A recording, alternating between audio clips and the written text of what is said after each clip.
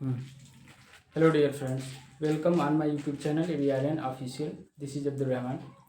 दोस्तों, पिछली वीडियो में मैंने आपको बताया था कि जो मेरा नेक्स्ट वीडियो आएगा वो सेंसेक्स और निफ्टी पे आएगा। तो इस वीडियो में हम आपको बताएंगे सेंसेक्स और निफ्टी के बारे में। आप लोगों ने सेंसेक्स का नाम सुना होगा, निफ्टी का सुना होगा, निफ्टी 50 का भी नाम सुना होगा। आप लोगों को बहुत सारा कन्फ्यूज़न भी होगा, आप लोग समझ नहीं पाते होंगे कि ये निफ्टी और सेंसेक्स होता क्या है। तो आज हम इस वीडियो में इस निफ्टी और सेंसेक्स के बारे में समझेंगे। तो चलिए वीडियो को शुरू करते हैं। सबसे पहले हम बात करते हैं सेंसेक्स की। तो सेंसेक्स ये BSE का एक इंडेक्स है। इंडेक्स का नाम सुन के आप ये ना समझिएगा कि ये इंडेक्स फंड होता है। एक आता है इंडेक्स फंड आता है जिसमें हम इन्वेस्ट करते हैं। ये इंडेक्स फंड नहीं है, ये इंडेक्स है। सेंसेक्स BSE का एक इंडेक्स है जिसमें इंडिया की टॉप 30 कंपनीज आती हैं। इंडिया की जो 30 सबसे बड़ी कंपनी होती है उन सबको मिला के सेंसेक्स बना है। ये बॉम्बे स्टॉक एक्सचेंज के अंतर्गत आता है। सेंसेक्स को बॉम्बे स्टॉक एक्सचेंज ऑपरेट करता है। अब बात करते हैं निफ्टी के बारे में। तो निफ्टी के अंदर इंडिया की टॉप 50 कंपनी आती है, इसीलिए हम निफ्टी को निफ्टी 50 भी कहते हैं। और निफ्टी 50 को NSE ऑपरेट करता है, नेशनल स्टॉक एक्सचेंज।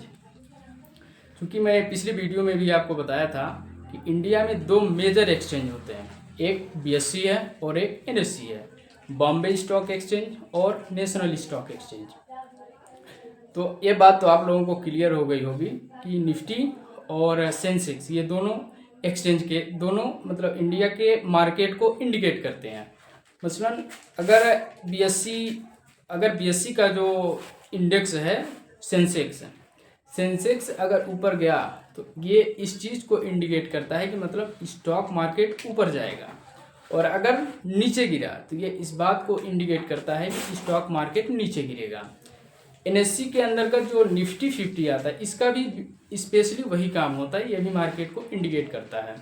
सेंसेक्स और निफ्टी ये दोनों मार्केट को इंडिकेट करते हैं, और दोनों के अंदर इंडिया की टॉप कंपनीज आती हैं, जिसमें सेंसेक्स के अंदर मैंने बताया आपको इंडिया की टॉप 30 कंपनीज आती है, और निफ्टी के अंदर इंडिया की टॉप 50 कंपनीज आती है। अब बात आती है कि ये तय कैसे होता है। तो ये कंपनी की जो टोटल नेटवर्थ होती है, कंपनी की जो वैल्यू होती है, कंपनी की वैल्यूएशन के हिसाब से इसको तय किया जाता है। मतलब सेंसेक्स में अगर टॉप 30 कंपनी है, अगर उस 30 कंपनी में से कोई एक कंपनी अगर फिसला, कोई भी एक कंपनी का शेयर गिरा, तो 31वां कंपनी रेडी होती है उस ग्रुप में ज्वाइन होने के लिए। इसमें जो कंपनी आती है जिसमें जैसे हो गया HDFC हो गया, और TCS हो गया, रिलायंस हो गया, अडानी ग्रुप हो गया, ऐसी जो बड़ी टॉप कंपनीज होती हैं वही आती हैं। NSE के अंदर भी वही चीज़ें होती हैं। NSE और BSE दोनों के अंदर सेम कंपनी लिस्टेड होती है, ज़्यादा कुछ अंतर नहीं होता। NSE की बात करें तो NSE के अंदर तकरीबन 5000 से ऊपर कंपनी लिस्टेड है, और BSE की बात करें तो अराउंड 2600 या 3000 के आसपास BSE के अंदर कंपनी लिस्टेड होती है। जो कंपनी BSE पे मिलती है वो मैक्सिमम लगभग NSE पर भी मिल जाती है, दोनों एक्सचेंज पर कंपनी लिस्टेड हो जाती है। अब बात करें कि इसमें हम इन्वेस्ट कैसे कराएं, तो इसका आंसर है आप इंडेक्स का जो फंड आता है उसमें इन्वेस्ट कर सकते हैं। लेकिन जो ये BSE का जो इंडेक्स है सेंसेक्स और निफ्टी, इसमें आप इन्वेस्ट नहीं कर सकते। ये सिर्फ मार्केट को इंडिकेट करता है, इसमें आप इन्वेस्ट नहीं करते। अगर आपको इन्वेस्ट करना है तो आप इक्विटी फंड में इन्वेस्ट कर सकते हैं, इंडेक्स फंड में आप इन्वेस्ट कर सकते हैं। अब बात आती है कि इससे देख के क्या इंडिकेट होता है, लोग क्या पहचान करते हैं, इससे क्या होता है। तो मैंने आपको बताया कि ये सिर्फ मार्केट को इंडिकेट करता है। मार्केट अगर ऊपर जाएगा तो सेंसेक्स भी ऊपर जाएगा, सेंसेक्स ऊपर बढ़ेगा तो मतलब मार्केट ऊपर जाएगा, और अगर सेंसेक्स गिरा तो मतलब मार्केट नीचे गिरेगा। ये बेसिकली मार्केट के अप ट्रेंड और डाउन ट्रेंड को इंडिकेट करता है, इसका और दूसरा कोई काम नहीं होता, इसी से तय होता है। और जो इन्वेस्टर होते हैं, ट्रेडर होते हैं, वो सेंसेक्स और निफ्टी को देखकर ही अपना स्ट्रैटेजी बनाते हैं, उसी हिसाब से कंपनी को चूज करते हैं, शेयर्स को चूज करते हैं, किस में इन्वेस्ट करना है, कब करना है, ये सब इसी पॉइंट को देख के तय किया जाता है। अब बात आती है कि आप लोग ये सोच रहे हैं कि अब हम लोग इन्वेस्ट किस में करें, ट्रेडर बने, इन्वेस्ट करें, म्यूचुअल फंड हो गया, एसआईपी हो गया। तो सबसे पहली बात यह है कि आप ट्रेडिंग के पीछे ना जाइए। मैंने शायद पिछली वीडियो में भी बताया था कि आप पहले इन्वेस्ट के पीछे जाइए, क्योंकि इन्वेस्टमेंट जो होता है ये लॉन्ग टर्म के लिए होता है, और लॉन्ग टर्म इन्वेस्टमेंट जो होता है वो आपके वेल्थ को क्रिएट करता है। तो आप इन्वेस्टमेंट के पीछे जाइए, ट्रेडिंग के पीछे भी मत जाइए। आप में से बहुत सारे जो यूथ हैं, बहुत सारे जो यूथ जनरेशन के लोग हैं, लड़के हैं, वो स्टॉक मार्केट के बारे में सुनते हैं तो उनको लगता है कि बस अब हम बहुत जल्दी जो है अपना वेल्थ क्रिएट कर लेंगे, बहुत जल्दी जो है कि बहुत आगे निकल जाएंगे। थोड़ा सा रुक जाइए, वेट। इतना आसान नहीं होता ट्रेडिंग करना, और ट्रेडिंग इतना इजी भी नहीं होता और इतना हार्ड भी नहीं होता। डिपेंड करता है कि आपका जो नॉलेज है, आपका नॉलेज कितनी चीज़ों को कितनी जल्दी कैप्चर कर लेता है, ये आपके ऊपर डिपेंड करता है। तो मेरा सजेशन आपको यही है कि आप अभी ट्रेडिंग के पीछे ना जाइए, क्योंकि ट्रेडिंग के पीछे जाएंगे तो आपको प्रॉपर नॉलेज नहीं है, प्रॉपर चीज़ें पता नहीं है। तो आप जो कैपिटल लेके जाएंगे स्टॉक मार्केट के अंदर, वो कैपिटल कहीं ना कहीं आप लॉस कर देंगे। तो सबसे पहले आप इन्वेस्ट के बारे में सोचिए और इन्वेस्ट के पीछे जाइए लॉन्ग टर्म के लिए।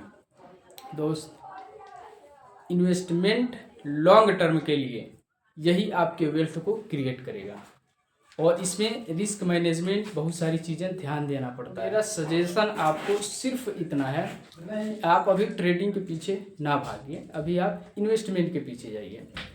आगे मैं बात करूंगा इसके बारे में। ट्रेडिंग में प्रॉब्लम यह है कि ट्रेडिंग में जो हम शेयर्स खरीदते हैं, जिसको स्पेशली कहते हैं कि एक लॉट होता है, असल में उस शेयर नाम की कोई भी चीज़ एग्जिस्ट नहीं करती।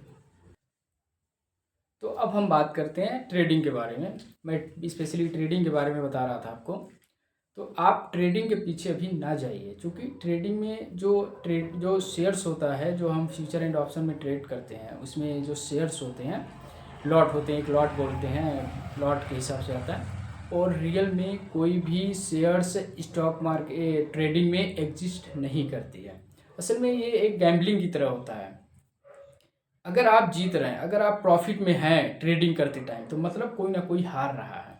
और अगर आप लॉस में हैं, आप हार रहे हैं, आपका कैपिटल लॉस में जा रहा है, तो मतलब कोई ना कोई प्रॉफिट कमा रहा है। स्पेशली ये जो ट्रेडिंग होता है ना, ये हार और जीत की तरह होता है। अगर आप लॉस में हैं तो कोई प्रॉफिट में है, अगर आप प्रॉफिट में हैं तो कोई लॉस में है। तो इसमें बहुत ज़्यादा अभी रिस्क है। और आप जो नए नए इन्वेस्टर हैं, आपको मेरा सजेशन सिर्फ इतना ही है कि आप अभी ट्रेडिंग के पीछे ना जाइए, क्योंकि आपके पास जो कैपिटल है, कैपिटल भी अपना लॉस कर देंगे। अभी आप सीखिए, इन्वेस्टिंग सीखिए, खासकर लॉन्ग टर्म के लिए, क्योंकि कैपिटल आपका बनता है लॉन्ग टर्म के लिए। इसमें बहुत सारे फ़ायदे होते हैं। अगर मसलन आपने किसी कंपनी के शेयर्स को ख़रीद लिया, इसमें एक कंपनी प्रॉफिट जब कमाती है, जो कंपनी का जो सेटलमेंट होता है, प्रॉफिट जो, तो कंपनी का जो भी डेप्थ होता है, सारे कॉस्ट काटने के बाद जो प्योर प्रॉफिट होता है, कंपनी जो इन्वेस्टर उस कंपनी का जिस हिसाब से शेयर्स खरीदा रहता है, अपने पास होल्ड किया रहता है, उसका कुछ परसेंटेज जितना भी निकलेगा उसका प्रॉफिट से उसको दे दिया जाता है, जिसको हम डिविडेंड कहते हैं। इसके बारे में मैं एक सेपरेट वीडियो बना दूंगा। तो अभी आप ट्रेडिंग के पीछे ना जाइए, अभी आप इन्वेस्टिंग के बारे में सीखिए, पढ़िए, चीज़ों को समझिए, स्टॉक मार्केट को। और ख़ासकर आपको मेरा सजेशन यही रहेगा कि सेंसेक्स और निफ्टी पर आप ज़्यादा फोकस करिए, क्योंकि सेंसेक्स और निफ्टी ये दोनों चीज़ों को समझना बहुत ज़रूरी है। इनके पॉइंट को समझना बहुत ज़रूरी है, क्योंकि यहीं से एक इन्वेस्टर और एक ट्रेडर अपना स्ट्रेटजी बनाता है कि अब हमें क्या करना चाहिए। तो अगर आप हमारे चैनल पे नए हैं तो चैनल के साथ जुड़िए, आप सपोर्ट करिए हमें। हम आपको हर चीज़ बताएंगे, कंपनी की रिव्यूज़ भी देंगे हम आपको, कौन सी कंपनी की क्या वैल्यू है, किस में इन्वेस्ट करना चाहिए, नहीं करना चाहिए। वो ये नहीं कहूँगा कि आप फला कंपनी में इन्वेस्ट कर दीजिए, इस कंपनी के स्टॉक खरीद लीजिए, इतना खरीद लीजिए, नहीं। मैं आपको कंपनी का रिव्यू दूंगा, कंपनी का जो रिव्यू होगा वो मैं आपको दूंगा, कंपनी का जो एनालिसिस होगा वो मैं आपको बताऊंगा, कंपनी क्या करती है, कंपनी का काम क्या है, प्रॉफिट में है, लॉस में, कंपनी के ऊपर डेप्थ कितना है, कर्ज कितना है, कंपनी क्या काम करती है, और जो कंपनी के आईपीओ आते हैं, पिछले वीडियो मैंने बताया था आईपीओ के बारे में, इस पर भी मैं एक सेपरेट वीडियो बना दूंगा आईपीओ के बारे में क्या होता है, इस पर भी एक सेपरेट वीडियो बनाऊंगा मैं। तो कंपनी जब आईपीओ लेके आती है अपना इनिशियल पब्लिक ऑफरिंग, तो उस पर जो कंपनी अपना आईपीओ लेके आती है तो उस पर भी मैं एक सेपरेट वीडियो बनाऊंगा उस कंपनी की एनालिसिस करके। तो आप हमारे चैनल को सब्सक्राइब करिए, जुड़िए हमारे साथ, हम आपको हर इन्फॉर्मेशन देंगे। खासकर इन्वेस्टिंग के लिए आपको चीज़ें आसान करके देंगे, कंपनी को एनालिसिस करना सिखाएंगे, और ख़ास करके किसी कंपनी के फंडामेंटल को कैसे चेक किया जाता है इसके बारे में भी हम आपको बताएंगे। तो आप हमारे चैनल के साथ जुड़िए, और उम्मीद करता हूँ आपको वीडियो अच्छा लगा होगा। अगर आपका कोई क्वेरी है, कोई क्वेश्चन है, तो कमेंट में लीव करिए, कमेंट में अपना क्वेश्चन छोड़िए, हम पूरी कोशिश करेंगे उसका रिप्लाई देने के लिए। और आपको मेरा सजेशन सिर्फ इतना है कि अभी आप ट्रेडिंग के पीछे ना जाइए, अभी आप इन्वेस्टिंग करिए, इन्वेस्टिंग के पीछे चलिए। और नेक्स्ट वीडियो जो मेरा होगा वो डीमेट अकाउंट के बारे में होगा, क्योंकि मैंने पिछली वीडियो में भी आपको बताया था कि डीमेट, सबसे पहले आपके पास एक डीमेट अकाउंट होना चाहिए। बहुत से लोग ये सोचते होंगे कि ट्रेडिंग अकाउंट अलग होता है, डीमेट अकाउंट अलग होता है। तो आप जब अपना डीमेट अकाउंट ओपन करते हैं उसी के साथ ट्रेडिंग अकाउंट भी आपका ओपन हो जाता है, उसमें कोई दोनों अलग चीज़ नहीं होती है, सेम ही होती है। जैसे आप बैंक में जाते हैं तो बैंक में जाके अपना अकाउंट खोलते हैं, सेविंग हो गया, करेंट हो गया, जो भी है जिस हिसाब से आपको नीड्स होती है आप खोलते हैं, अपना कैपिटल उसमें रखते हैं, बैंक इंटरेस्ट दे देती है आपको। उसी तरह से कंपनी के स्टॉक को अपने पास होल्ड करने के लिए, रखने के लिए, कि स्टॉक का जो एक अकाउंट होता है उसको हम डीमेट अकाउंट बोलते हैं, जो कि ब्रोकर के पास खोला जाता है। ये स्पेशली आप किसी बैंक में नहीं खोल सकते। आजकल कुछ बैंक हैं जो प्रोवाइड कराती हैं डीमेट अकाउंट, लेकिन इसमें ब्रोकर हैं, जैसे कि जीरोधा हो गया, एंजल वन हो गया, ग्रो अप स्टॉक्स, ऐसे कुछ है, मोतीलाल ओसवाल, ऐसे कुछ ब्रोकर हैं जो डीमेट अकाउंट खोलते हैं। और जो आपका स्टॉक स्टोर होता है वो बेसिकली इन्हीं डीमेट अकाउंट में स्टोर होता है।